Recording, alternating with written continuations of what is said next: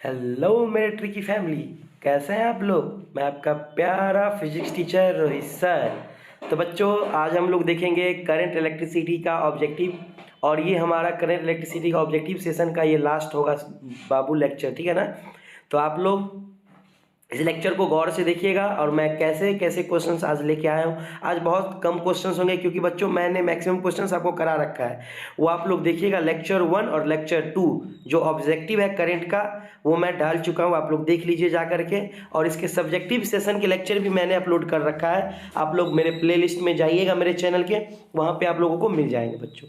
चलिए बच्चों, हम स्टार्ट करते हैं अपना आज का चैप्टर जो कि हमारा है करंट इलेक्ट्रिसिटी। और ट्रिकी कंसेप्ट आपको पता ही होगा, मेरे बच्चे का नाम ही है ट्रिकी फैमिली। तो ट्रिकी कंसेप्ट आपको रोहित सर देंगे और सवालों को धुआंधार सॉल्व करवाएंगे बच्चों, धुआंधार। चलिए, आज मेरा तबीयत ठीक हो गया बच्चों आप लोगों की कृपा से। तो आज मैं जोश में हूँ, दिख रहा है आपको, थोड़ा सा बोल्ड भी बोल रहा हूँ। चलिए बच्चों, तो हमारा पहला क्वेश्चन, ये क्वेश्चन बच्चों उसी दिन के सेकंड क्लास का ये क्वेश्चन है, लेक्चर 2 का करंट इलेक्ट्रिसिटी का, सब जो हमारा ऑब्जेक्टिव सेशन है। तो उसमें ही क्वेश्चंस ये पूछा गया था कलर कोडिंग के बारे में। आप लोगों को कलर कोडिंग बच्चों याद हुआ कि नहीं हुआ, कमेंट में मुझे बताइएगा कि कलर कोडिंग आप लोगों ने सीखा कि नहीं सीखा। तो colour code for a resistance of 35 kilo ohm with 5% tolerance, किस किस बच्चे ने इसको बना लिया है मुझे कमेंट में जरूर बताइएगा, किस किस बच्चे ने इसे बना लिया बच्चों। चलिए मैं आंसर इसका बताता हूँ, मैं आंसर क्या, मैं सॉल्व ही करके बताता हूँ आपको। देखिए बच्चों क्या कह रहा है, कह रहा है कि इसका कलर कोड क्या होगा। एक बात होता, 35 किलो ओम है और 5% टॉलरेंस। तो आपको एक चीज तो पता चल गया कि 5% टॉलरेंस है। आपको टॉलरेंस में हम 3 बताए थे याद करने के लिए, कौन कौन सा बच्चे, एक गोल्ड बोले थे, सिल्वर और नो कलर। जो नो कलर का टॉलरेंस था बच्चों 20% था, जो हमारा सिल्वर का था, सिल्वर का वो था 10%। तो 5% कौन बचा बच्चों, गोल्ड बचा। तो 5% किस में है, गोल्ड में। मतलब ये सिल्वर, इसको काट दीजिए, लास्ट वाला हमारा टॉलरेंस होता है, काट दीजिए, गोल्ड तीनों है।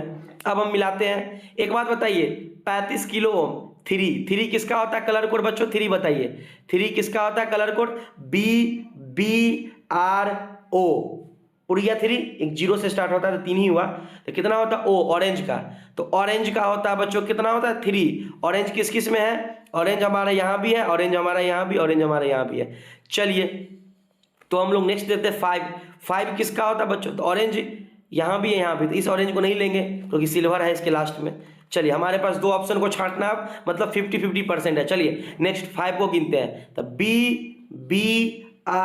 BROY ऑफ ग्रेड 6 में जी आ रहा है, मतलब 6 को हम 5 बोलेंगे क्योंकि 0 से स्टार्ट करते हैं। मतलब ग्रीन कहाँ है बच्चों, डी नंबर में। ऑप्शन हमारा चला जाएगा डी, क्योंकि गोल्ड भी है और ग्रीन भी। ओहो, यहाँ भी ग्रीन है। चलिए तो ऑरेंज अब में बेच कर लेते हम लोग, ऑरेंज और रेड में। तो एक बात बताइए, तो किलो का मतलब 3, तो क्या होगा, BRO, किलो है ना, ये हमारा किलो है, 10 का पावर 3 है ना। तो किलो का मतलब 3, तो 3 पुराना हमको, तो BR रोआई, बी रोआई आर किस में, रेड। ऑप्शन डी हमारा चला गया। समझ में आया बच्चों। तो किलो था, किलो का मतलब 10 का पावर 3।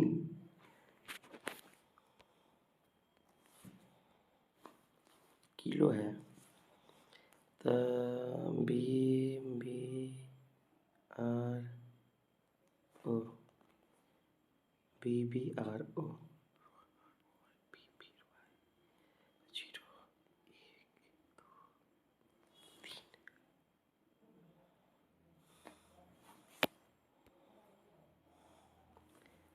तो चलिए बच्चों, अब हम इसको देख लेते हैं, सॉल्व कर लेते हैं। तो क्या क्या क्वेश्चंस है, मैं आपको समझा दिया था कलर कोडिंग के बारे में, क्या कैसे कलर कोडिंग होता है।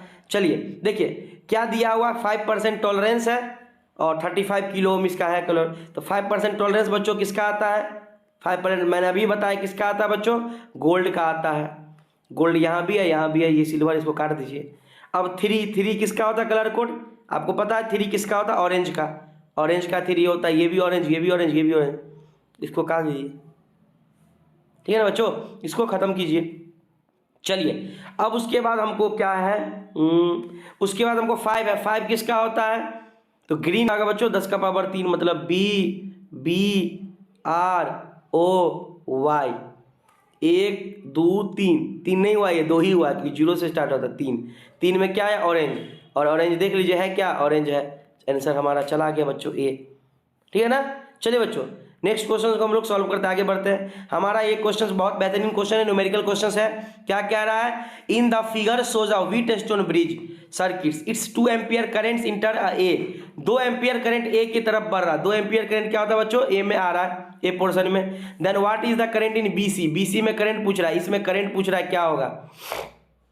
इसमें क्या पूछ रहा है बच्चों? करंट पूछ रहा है, क्या होगा? चलिए तो उसको हम लोग सॉल्व करते हैं। क्या करते हैं? सॉल्व करते हैं। एक बात बताओ बच्चों, करंट 2 एम्पियर इधर है, मतलब ऊपर चला गया, अगर मान लेते आई ऊपर गया होगा तो नीचे क्या जाएगा बच्चों? 2 माइनस आई, 2 माइनस आई, नीचे क्या जाएगा? नीचे आपको क्या जाएगा? बोलो। 2 माइनस आई नीचे चला गया। आई अगर ऊपर गया, हमको क्या पता, आधा आधा तो बटेगा नहीं, हमको क्या पता ऊपर कितना जाएगा। तो मान लेते हैं 2 एम्पियर में से आई ऊपर चला गया, तो 2 में से जो बचेगा वो नीचे जाएगा, तो 2 माइनस आई के लिख दिए। चलिए इतना समझ में आ गया। अब हम लोग वोल्टेज निकाल लेते हैं। क्या कर लेते हैं? दोनों के क्रॉस, इस वाले के क्रॉस और इस वाले के क्रॉस वोल्टेज निकाल लेते हैं। तो एक बात बताओ बच्चों, वोल्टेज अगर निकाल लेंगे हम लोग तो वोल्टेज बराबर क्या होता है? V बराबर आई आर। तो ऊपर करंट कितना? आई है, और रेसिस्टेंस जोड़ लो तो 5 और 10 कितना हो गया? 15, मतलब 15 आई हो जाएगा वोल्टेज ऊपर वाले का। तो ऊपर वाले का लिख लीजिए 15 आई। कितना हो गया वोल्टेज? 15 आई। और नीचे वाले का वोल्टेज बराबर होगा, क्योंकि ऊपर और नीचे वोल्टेज बराबर होता है, आपको ही पता है। वोल्टेज जो होगा एक ही बैटरी से जाएगा, तो ऊपर भी बराबर नीचे भी बराबर। तो ऊपर नीचे का वोल्टेज क्या हो जाएगा? I R. करंट कितना आया? 2 माइनस आई। और आर कितना है? और आर कितना है? 15 और 30 45, आर 45। मतलब नीचे का जो वोल्टेज है वो कितना है? नीचे का वोल्टेज है 2i माइनस 45। नीचे का वोल्टेज कितना है?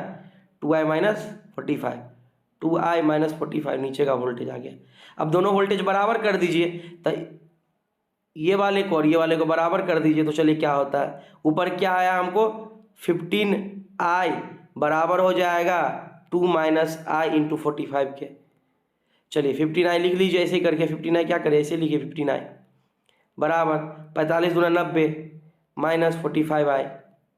अब 45 को इधर लेके आ जाए तो प्लस हो जाएगा। क्या हो जाएगा? 45 को इधर लेके आएगा तो प्लस हो जाएगा।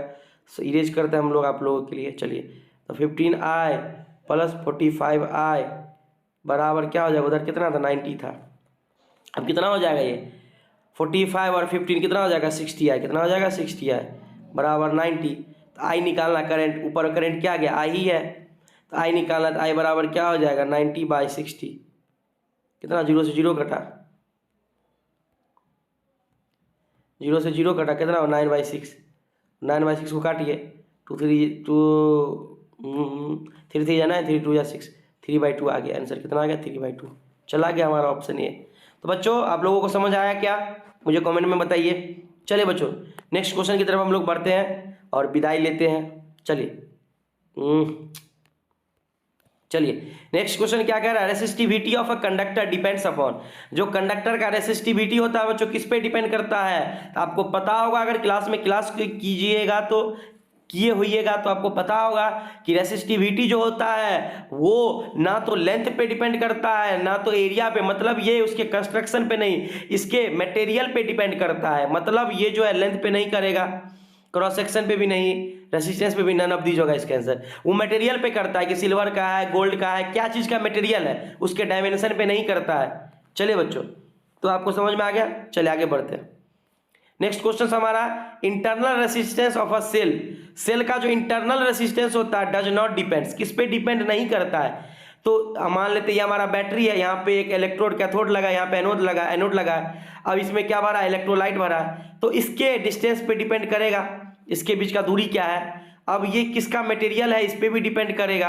और इलेक्ट्रोड क्या चीज़ है, मतलब इलेक्ट्रोलाइट क्या रखे हैं, सोडियम का रखे हैं, सोडियम क्लोराइड रखे हैं या पोटासियम क्लोराइड रखे हैं, मतलब कौन सा एसिड इसमें रखे हैं, कौन सा एसिड यूज किए हैं, इस पे भी डिपेंड करेगा। इलेक्ट्रोड के सेपरेशन पे करता है, इलेक्ट्रोड के मटेरियल पे बिल्कुल करेगा। किसका इलेक्ट्रोड, प्लेटिनम का है या जिंक का है या आयरन का है, क्या चीज़ का है डिपेंड करेगा।